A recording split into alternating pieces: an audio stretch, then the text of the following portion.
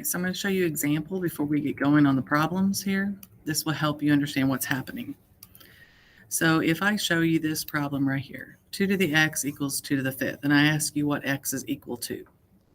Since you know that the left side has to equal the right side, this one is usually pretty obvious that for those two sides to be equal, then x has to equal 5. People usually don't have a problem with that. I'm going to write down another example. What if we had 2 to the x plus 1 equals 2 to the 5th power? Well, if the bases are the same, then these have to be equal also, just like up here.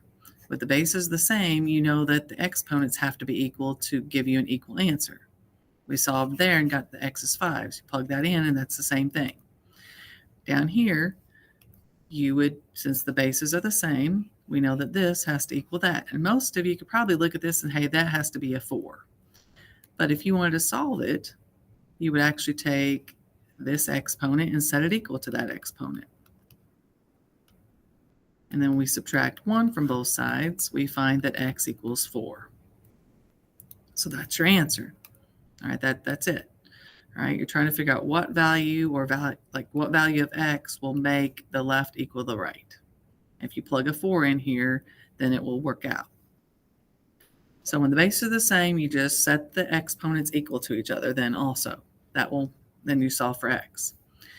On this one over here, the bases are not the same. So I'm going to show it to you kind of using a picture. We know that 4 to the 5th means 4 times 4 times 4 times 4 times 4. But that still would not give us a base of 2. But if we break these down, because we know that 4 is the same thing as 2 times 2, you'd have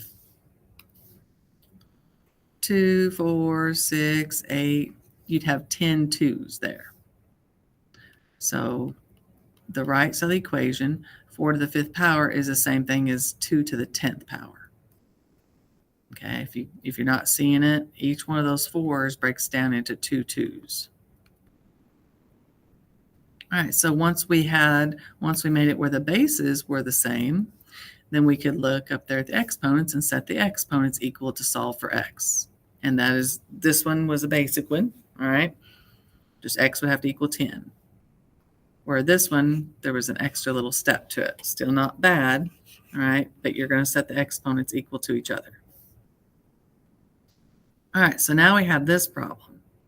The bases are the same. So when the bases are the same and you've got an equal in the middle, you need to set these exponents equal to each other. Just like before, don't let the fact that there's more going on with it mess you up, all right? So when the bases are the same and we've got an equal in between, then the exponents also have to be the same. They have to be equal to each other.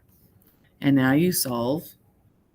When we solve equations, it's usually easiest. Students usually make, or people usually make less mistakes if they try to get the x on one side only, if that's one of your first steps. All right, so you can either subtract the 2x or you can subtract the 5x. It doesn't matter which one you do, okay? You should still get the same answer. So let's say I subtract a 5x from the right, then I have to subtract the 5x from the left. And anytime you're trying to get rid of an x term, you're always going to add or subtract. So on the left, I have that. On the right, I have a -9. All right, now we're going to get x by itself. Since x is just on one side, now we can get x by itself. So I'm going to subtract 3 from each side.